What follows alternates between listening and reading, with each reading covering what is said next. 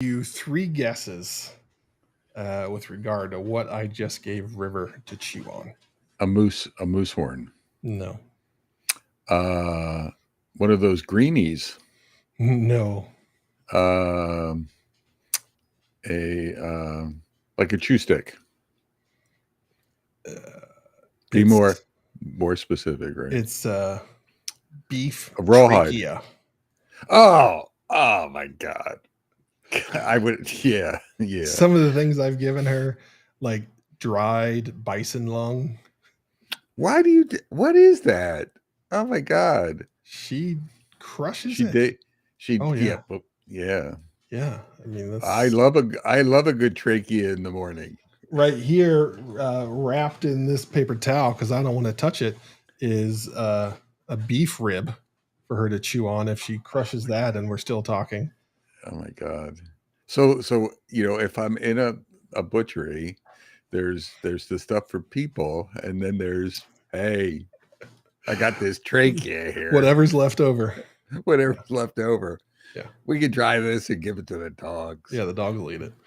Yeah. So we'll see what happens with this trachea. I'm pretty grossed out by it, but we'll see what happens with this trachea. Stop. I can't even stand. I'm getting a little queasy listening to the word. Stop. Just stop. I don't want to lose my breakfast. Oh my God. Okay, sorry. Fine. Ugh. It's dry. I can safely say I've never given my dogs one of those things ever. That doesn't mean they're bad. I get it. Yeah. I bet they're pricey, right? Oh yeah.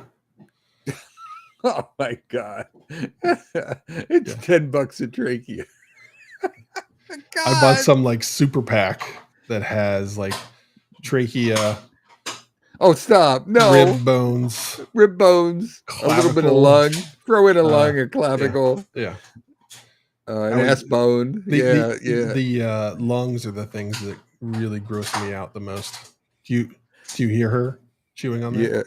Yeah. It sounds like a cracker. I know. Oh my God. I'm glad you're there. I can hear it here. Yeah. And I'm sure she's happy as a clam. Oh my gosh, yeah. Yes. Hey, Josh.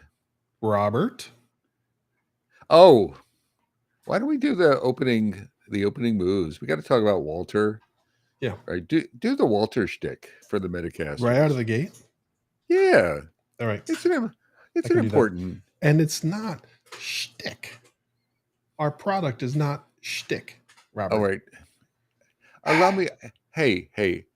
I'm bringing my little Bob Galen branding twist to everything, Josh. Very little. Yes. It may drive up sales. You and branding. I've never used those words together. Exactly. This is the guy who named his website in 2000, or his company and his website, R. Galen Consulting Group.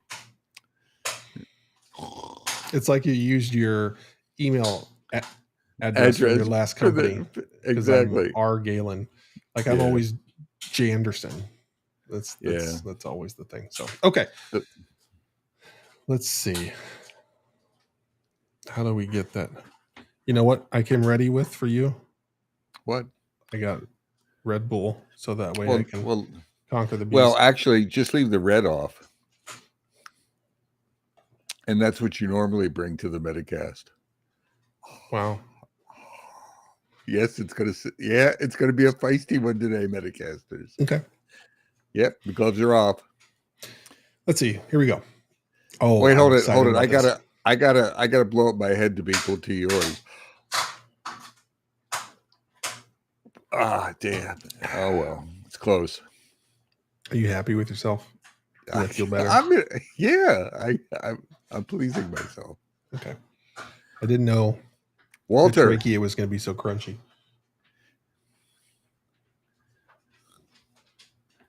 Okay, good. She's moved out by the front door.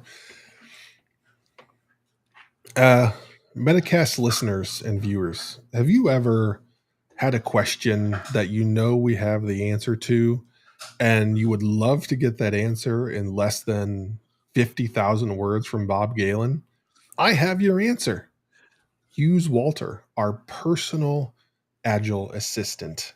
You can use him to ask questions based off of every word we've ever said.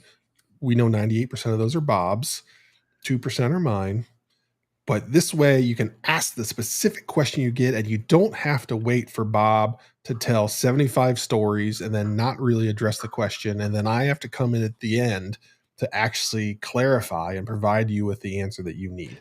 Now you can cut through all that bull crap and you can just get the answer you need. Type in your question. Walter's like, I got you, bro, and gives you the answer. Short, concise, actionable. Unlike some of the episodes we may have delivered on. I said we.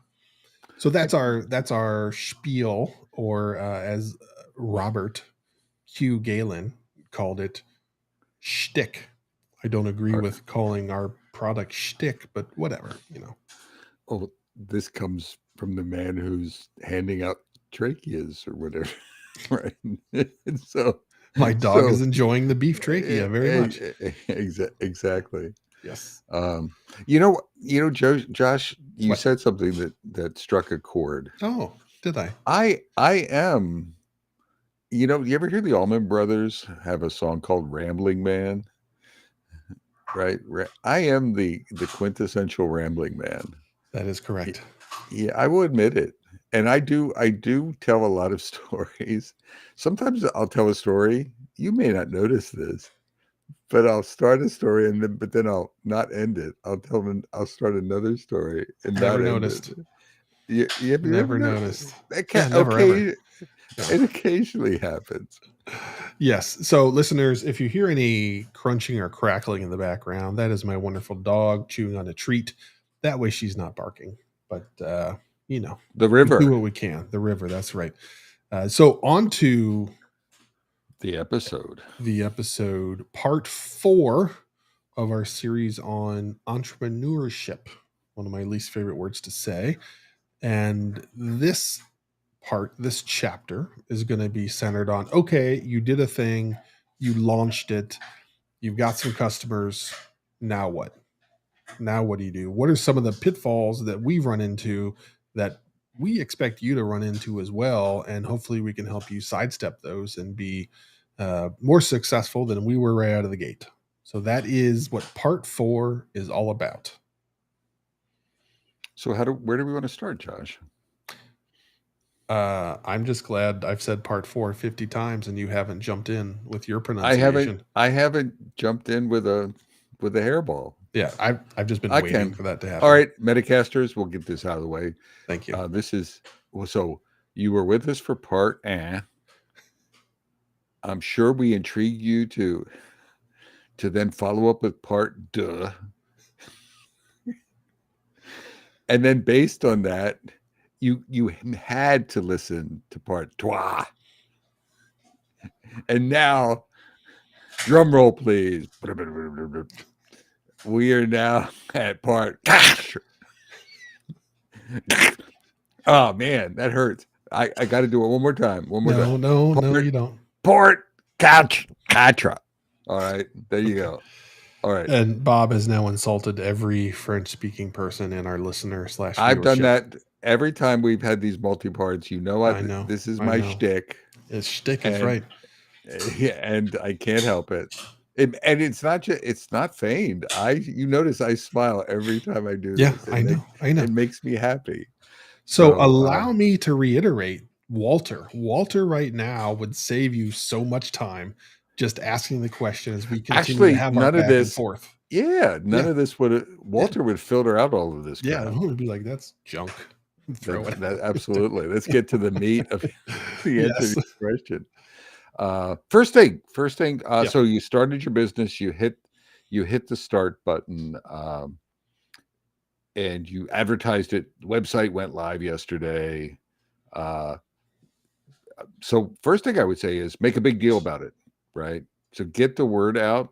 I see folks that do a schmaltzy job. Man, I'm in shtick and schmaltzy, and I'm making words up today, Metacasters. But folks, they just sort of, I just formed my company. Come on and check it out. Here's the webs. It's almost like the Eeyore approach to making a big bang, and and check the tail, and call me if you need any help. Call me. That's not what you want to do. You want to make a big deal about it. Mhm. You want to make a splash. And I don't do marketing, for goodness sakes. Like, I'm not a product guy. Josh is the product guy. So I mean, I'm telling you to do this, and it's like 10 times more important than what I'm even saying. But make a big splash. Get your colleagues, like send an email to your friends. Get your parents to, to chime in, and whatever. Get your community, get your supporters, get your coaches, get your local colleagues, your remote colleagues. Give them a heads up a few days in advance. Tell them you're going to make a big announcement. Get them to what do you call it? Like, tag it or Yeah, pin it that'll work. or repost it, and really try to make the biggest splash you can. Yes, and you have to keep doing that on a regular basis. Yeah. I am guilty of doing that at the start, and it's, however many months later, and I'm not as effective at maintaining that marketing, which helps provide a continuous pipeline of customers, because that's a thing that you're going to have to always work on. So that first launch, you hope slash expect it's going to jumpstart the pipeline that either you have or you don't have, and that gets you your first customers. But many people don't create the time to continue to focus on that on a regular basis. I am guilty of this. This is something that I know I have to get better at, of just continuing that to happen. Otherwise, you're going to put all this work in, you're going to give everything you have, and there's not going to be anybody to hire you, because you haven't done a good enough job making it apparent that A, you're here, and B, these are the amazing things you can do for their company. One of the cool things you can do is, if you're switching from permanent employment to consulting, or even consulting gig to consulting gig, is talk to people that won't just recommend you, and Bob's a great guy, but they might even talk about like a project you've worked with or an accomplishment you've had, right? Uh, so they're talking about, even if you're leaving a job, reach out to people that you've worked with historically, and say, hey, can you give me like a quick referral on LinkedIn? So don't just say, good luck, Bob, but Bob rocks. This is what Bob did for our company. Here's some outcomes that he brought to the table. So I don't know if that stuff emerges on its own. It's nice if people think about that. It's fair game for you to reach out to folks, give them a script almost, and say, hey, can you help me with Yeah. this? Can you talk about this? And because you did your homework based on what we suggested in previous chapters of this, you already mined your past for those wins and successes. Again, like so many of what you're going to hear throughout chapter 4 is going to be, continuing to recycle the content that you have and the messaging that you have on a regular basis. Last time I checked, you have probably seen an ad for Ford trucks every day for your entire life. And you will probably see a commercial for Ford trucks every day for the rest of your life. They are very effective at making sure you know that A, they're there, and B, that you should give them a shot. I mean, what does that have to do with the Metacast, Josh? Who buys a Ford truck? I Uh, mean, I, what I kind of did. a oh, yay, go Ford. Go go Ford. I knew that. I knew that. I know. I So know so you knew that's that. so that's the thing that you hit, that um and this isn't linear. I'm just sort of trying to think of some things, this is that kickoff, and but an immediate thing right after hitting the button is sales calls. So getting on a Zoom, or literally a phone or a payphone, uh, and I know I'm dating myself. Those things don't exist. A rotary phone. I know. Is there anyone who would be listening?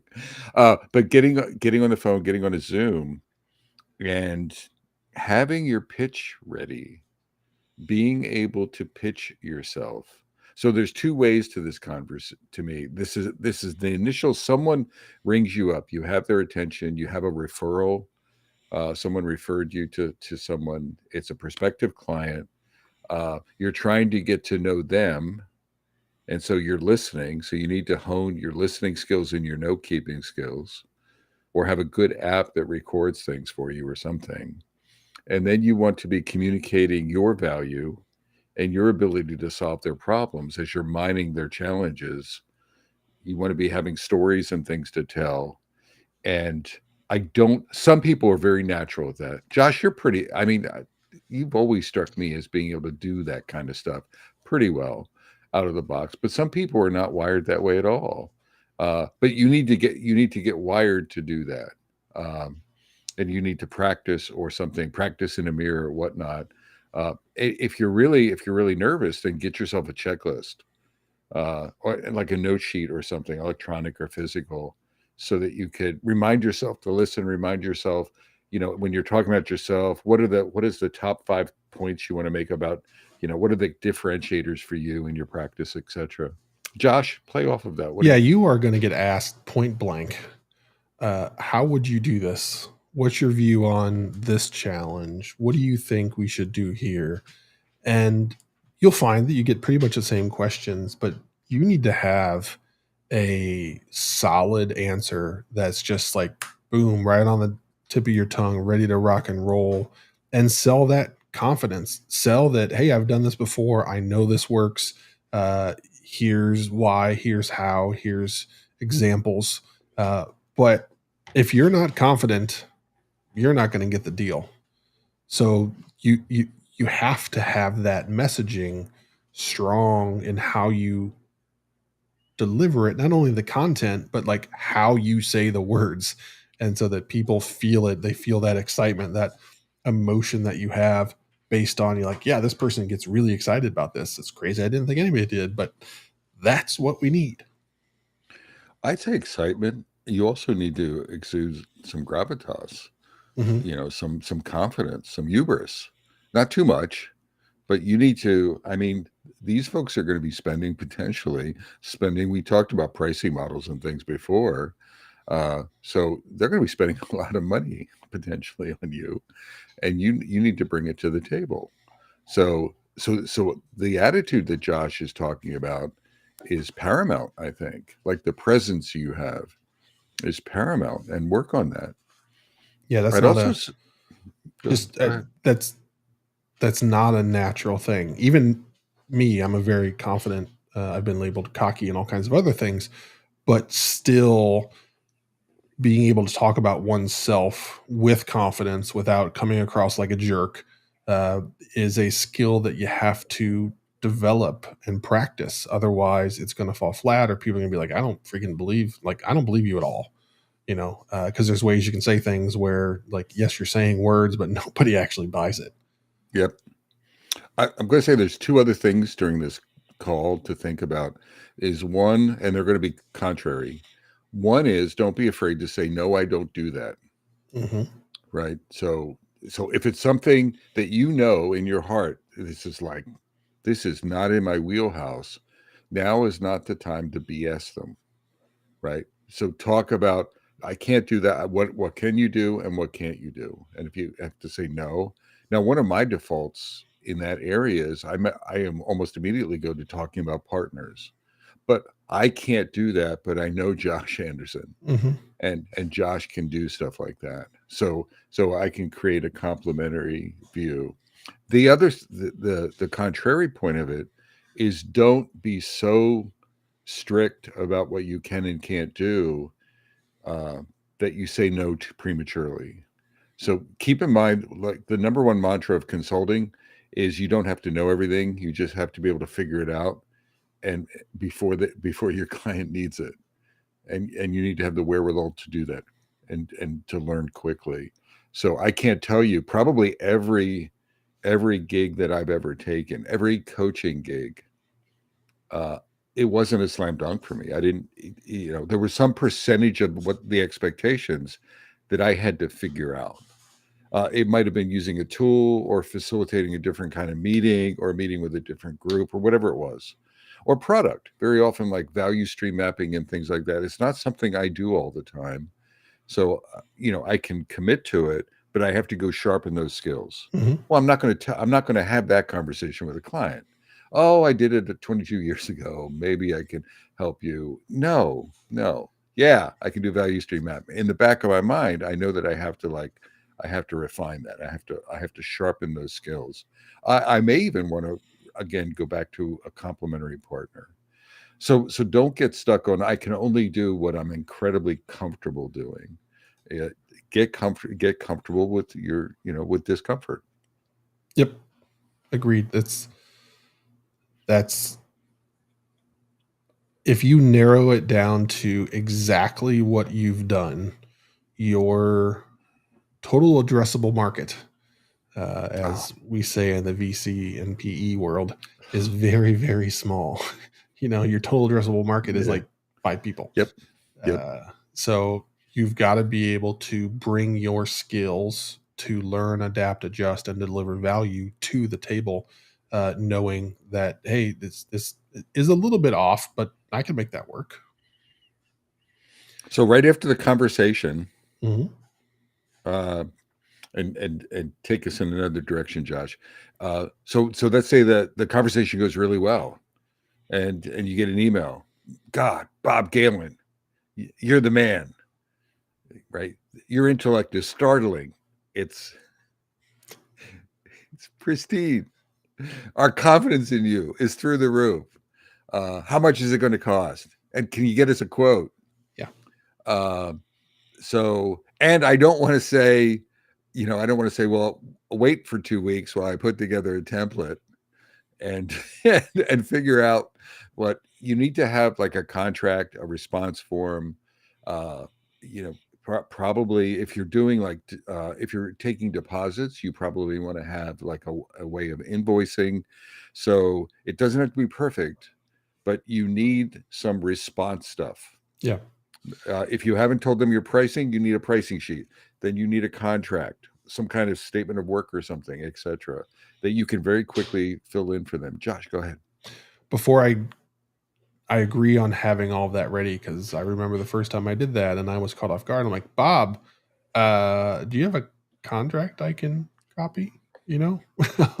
So started with that, and over time I've evolved. But I actually create a brief summary of what I would do, how I would tackle it, along with the pricing in an email, because Oh that's yeah, yeah. easier to go back and forth besides like jumping to the contract, because then there's like so many things and legal gets involved. Let's get to a handshake agreement on what this is going to look like, and then once we're both comfortable with timing, pricing, Yep. blah blah blah, then we'll go through the rigor of creating a contract and getting it signed and reviewed and all that jazz.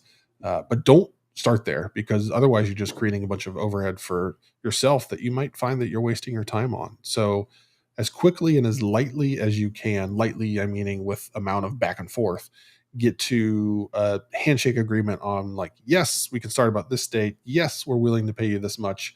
And let's go make it happen. Because then, even better, at that point, there's urgency on their end to get everything signed and ready to rock and roll. So that's a good tool that you can use to make sure that you get all of the ink in all the right places. I agree with you, Josh. I mean, I always send an email, so I'm not wasting. The other thing is, it's not just wasting time; it's getting clarity. This is what I heard. This would be Yeah. my response. This might be. This is the relative cost. What do you think? Give me your feedback, Yeah. and iterate on that. One final thing, Metacasters, is you never. What I'm really trying to say is, you never want to be the delay factor. Yeah. I want to turn. Trust me, the clients will be the delay factor. Their legal departments will be the delay factor. Their inability to sign, taking 2 weeks to sign something is, so you don't want to be, a 2 week delay and then have an aggregate 2 week delay, 2 week delay. So I always try to really turn things around. Yep. If I had a sales call today on Friday, I would say I'll have it to you Monday. I'm probably going to have it in their hands by Saturday. And again, I'm not. It's not the Saturday. It's the quick turnaround on things. So you're not the delay. Yes. What else, Agreed. Josh? Let's go down the road a little bit from So I actually, from. there's something there. You put your price out there, you say this is how much it's going to cost, and then like Mm. sticker shock happens and heads explode, and they're like, wait a minute, we never thought it was going to cost that much, and we can't do that. What are we going to do? Like, how do you bring the price down? You will get everything from, hey, the board is really tight on us now in our spend and blah blah blah, so like we got to keep this under X dollars. That's an uncomfortable position, especially when you're early in your career and your pipeline is pretty empty. You might not have any room. You might just have to like take what you can get. But as you go and grow, you need to be able to stand firm and be confident with your pricing sheet and say like, sorry, this is the price. Take it or leave it. Now, it takes a while to get to that spot, but you need to be able to get to that spot where at least that's where I aspire to go. To where I don't like negotiation. I don't like playing the game of, oh, I have to give you a higher quote than I would expect. So that way you can negotiate it down and feel better about yourself. I always try and present it as like, this is the price.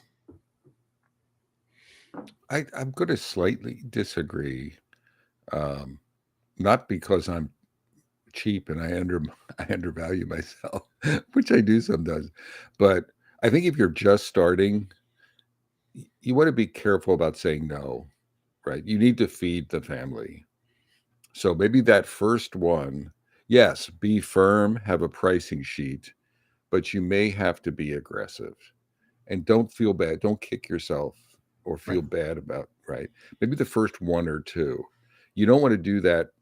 You don't want to do that for very long. The other thing that I slightly disagree, or I want to, it's a yes and actually, it's not a disagreement. It's you have to look at the opportunity. So if I'm quoting a class and I know that there's 10 follow-on classes, or there's a follow-on opportunity, I'm more likely to negotiate a little bit, knowing that there's follow-on activity. Yeah. Right. Right. If there's no follow-on, or if I have no vision to the follow-on activity, so I don't. Oh, but I know I do. I look at duration. Right. I look at the overall opportunity, the overall monetary opportunity, and just see. And I might be more flexible. Right. I don't want to. I don't want to get so, sort of hunkered down that I appear to be intransient, particularly for a large. And I think clients who have larger opportunities are going to want a little bit of flex on the part of their partners as well. But in general, I support what Josh is saying. Negotiation is not it, particularly if you're in a boutique. So if you're in a commoditized market, then I think you have to sort of go there a little bit. If you're in a boutique, and I think our audience, we're talking about mostly boutique. Josh, you're a boutique consultant. I'm a boutique consultant, specialized. Then I think it's like, no, you're paying you're paying a premium for me. Yeah. Right. And I don't think you negotiate very often at all. It makes me feel cheap. I used to do it occasionally and it just made me feel bad, which Mhm. affected my performance in the role. I know that sounds odd, everyone, but it just cheapened. I just didn't feel good about it. Just like when I hire someone, I want them to feel excited to join and to be really jazzed up. I think as a consultant, you want to be excited. Yes, you're getting paid a lot of money, but you want to be excited about it. You want to feel like you're valued. Agreed. Agreed. And that's can be uncomfortable. So those are difficult things. I know there's lots of books and videos on negotiation. I just do everything I can not to. But you're Josh freaking Anderson. I am. Boutique, Exactly. Josh. Boutique. You like that. Boutique. You I've never yeah. had anybody use that word to describe me in any manner ever in And my you are, life. but you are boutique. You have a vertical area of expertise that's not a lot of folks can fill. I'm going to raise my prices. Yes, you are. Yeah, yes, you are. You probably have like a weekly reminder, raise prices. Yes, I I know. I think about it. Yeah. Yeah, I'm I sure you. do. Okay, so you've worked through the process. You've emailed. You've got the contract that's signed. The next thing that's going to hit you and probably catch you off guard is invoices. You have to create them and send them and track them. And get the bank information to the customer and make sure that's all working well, and everything that goes into that invoicing thing would caught me off guard, and I scrambled a little bit to figure it out, but luckily I stumbled into a pretty good tool that helps me. And you know, that's another thing that you have to do, that I generally send them out on Fridays, but there's times where it's Monday and I go, "Oh crap, I didn't send out invoices when I should have." And so now I've just delayed payment for me. So I've like, because of that, I'm getting paid later than I normally would. And while it's not going to upset the apple cart, it could upset the apple cart when you're starting. A few months ago, when I restarted this whole practice, it was very, very important for me when the money was coming in. Absolutely. So that was a big challenge, and I had to stay on it and get on my horse and make sure I did it consistently. So Medicaster's terms become, 30 days, net, whatever the net terms are. Most companies want high, just like they'll negotiate. But you may want to not negotiate, but it's usually, I found it hard to change their net terms at Mhm. companies. They are what they are. So you're probably going to have to eat whatever. I usually, mine are net 30, but I see companies that do net 45, net 60. I have a couple of clients who try and succeed at net 90. That's about as long as it goes. It's a cash flow challenge for you. This goes back to maintaining your buffer. We talked about having some kind of financial buffer um, for the resiliency of your practice, right? For those highs and lows, but cash flow from a cash flow point of view as well. To Josh's point. Yeah, one other thing that caught me off guard that I didn't know, and especially right at the beginning when that money landed on my bank account was very important, was when they do payables. So, okay, sure, it's 30 days from now, but like they might not do payables every week. So I invoice every week. And I was expecting to get paid every week, but they're like, we only do payables like once every 2 weeks. So we're going to bundle these things together and pay you this Right. much. So understanding that is going to be important, just so you get in the comfort place of their flow of how they handle that. Josh, if you ever had like the term used to be dunning, which is things are late and you have to, you're not getting paid on time. Did do you have you? I haven't ever really had a problem. I don't think I've ever No. like I probably over 10, 15 years, I probably had to send a where's my check email one time, maybe like 5 times, no more than 10. Yeah. And then it was just like an oversight or we didn't understand terms, but I didn't have to hound people down. But I hear war stories from other consultants that they're hounding folks down and they're not getting payment. You haven't had that? Nope. I have not.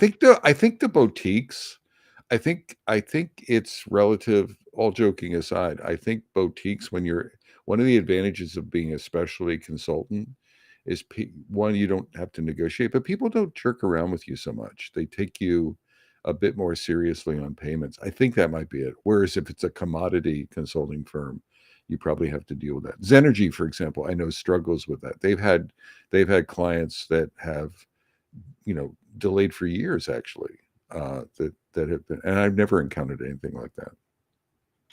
Yeah, I've encountered quite the opposite, where the person who signed me on board or brought me in, who's basically the sponsor of me being there, checking in and saying like, "Hey, everything's square. Like you're getting paid, right?"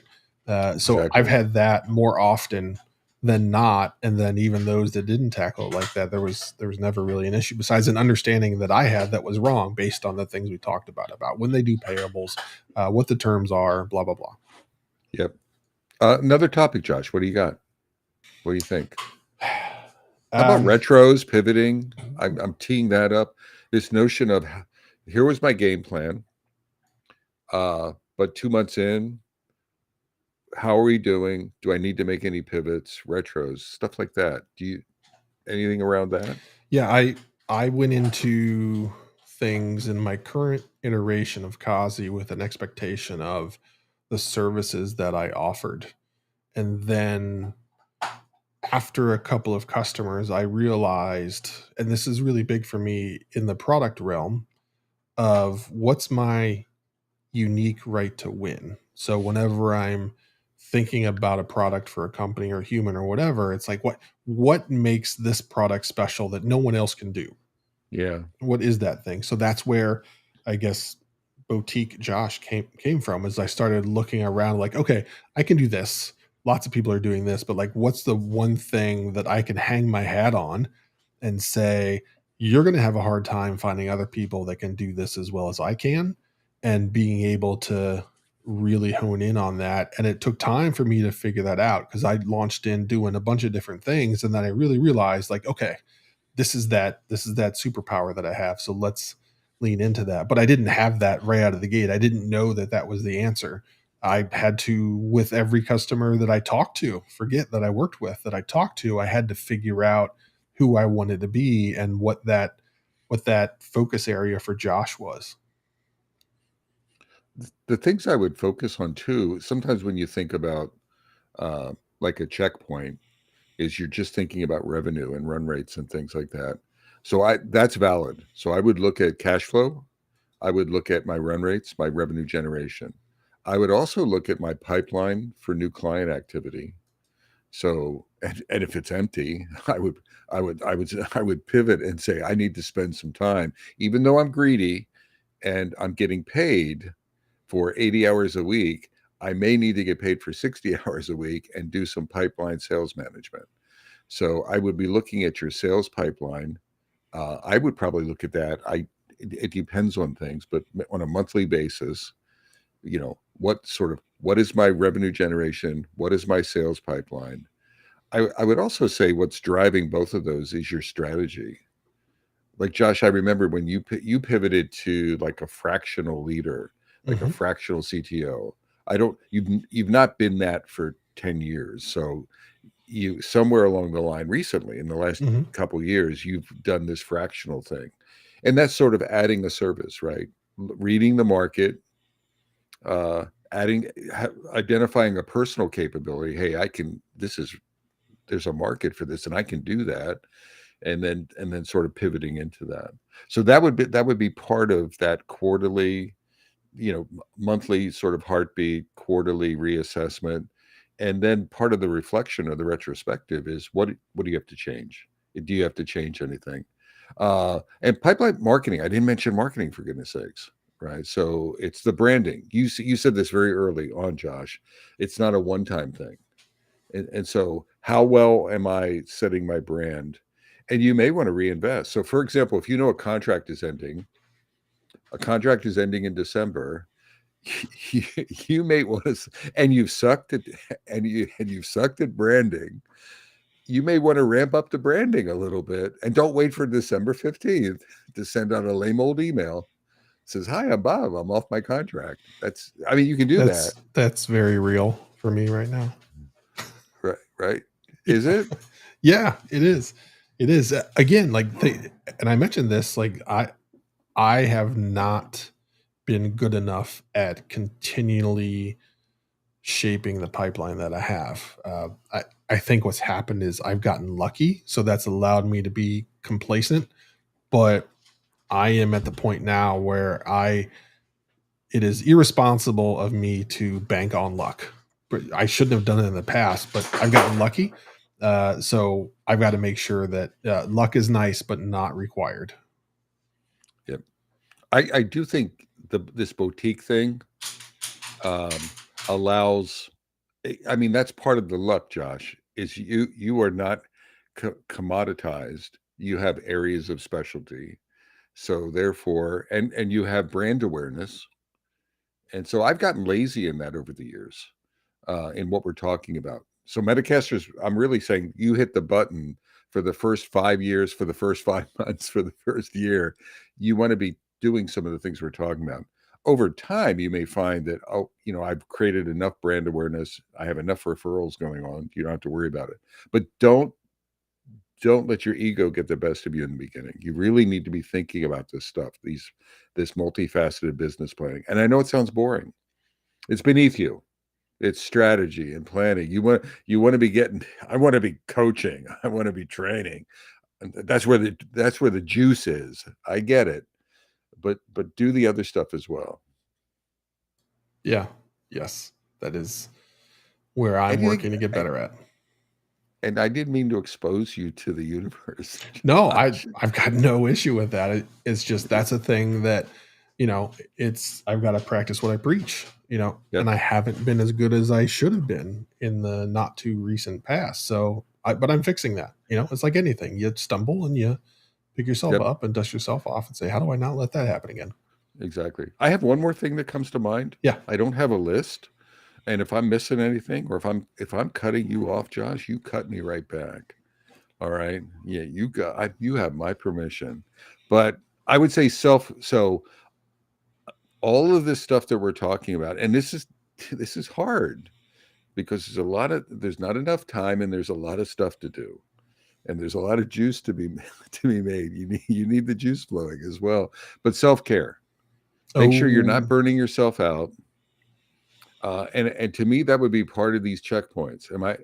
And my tendency, for years was I had a day job and I had these evening jobs and I would overcommit. I mean, Josh, you probably know, not that I told you, yeah. but Josh, I've delivered workshops for Josh over the years. And so Josh would approach me, and because he's my friend, I mean, I can never say no to him. And he says, "Oh, I need this class now." Well, I know I would have I a know. hard time. I know. And he's like, "And can you do it next week?" And I'd be like, "Oh, yeah, I can do it next week."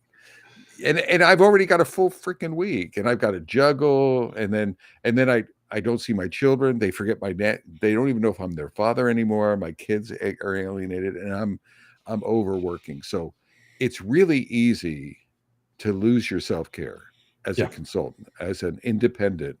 Trust me, it's just easy. And it's not always 100% wrong, right? Revenue is good. You have to generate your buffer, etc. But don't lose yourself, because I think somehow balancing yourself so you recharge your batteries is going to make your business better. It's going to make your deliveries better. Burning yourself, your clients will see the fact that you're not performing as well as you could if you're burnt out, and you don't want that. Yep. Josh, any reactions? I agree 100%. Again, that's a thing that I'm working on getting better at. And one of the hardest things for me, and maybe for some other people, is what are the things that really recharge me? So when I was in an office with a team, whenever I got to that icky point where like I didn't feel like I was in a million meetings, Yep. executive, whatever stuff that was going on, I would just go sit in a meeting of one of my squads that was working on a complex problem. And I would just sit there and just like ignore me. I just want to listen. This is my happy place. So that's what I would do. But I don't have that anymore. So I've had to discover new things that recharge my batteries actively because it's a different world. So what you may have used to recharge when you were a part of a Yep. company, it may not work now. So Exactly. there's a high likelihood that you're going to have to try and discover what those are. I'm simple Metacasters is buying some and handing them to your dog River, uh, which give you great joy. Yeah. Or is it tracheas or esophagus or something? Body parts. Uh, Yes. beef. Various beef leftovers. Yes. So, All right. We but did it, right? I think we did it. I think Okay. can we nail it? Stick a fork Yeah. in it? Yes. Did Yeah. did my voice just go up like 3 octaves? It did. Yes, It it did. did. Yeah. So from beautiful downtown Cary, North Carolina, And equally beautiful Fuquay Arena, North Carolina. I'm Bob. Oh no, I am Robert Q. Galen, And I am Josh Anderson. Just Josh. and we have just stuck a fork in part. Oh, no. Shake. And bake. Take care, y'all. Yep. You thought you got out of the woods. Yes. It's just the beginning. I did. I had one more hairball to share. Josh, my right. friend, Yes. good chatting with you. All right. You too, sir. Enjoy your weekend. I'll see you later.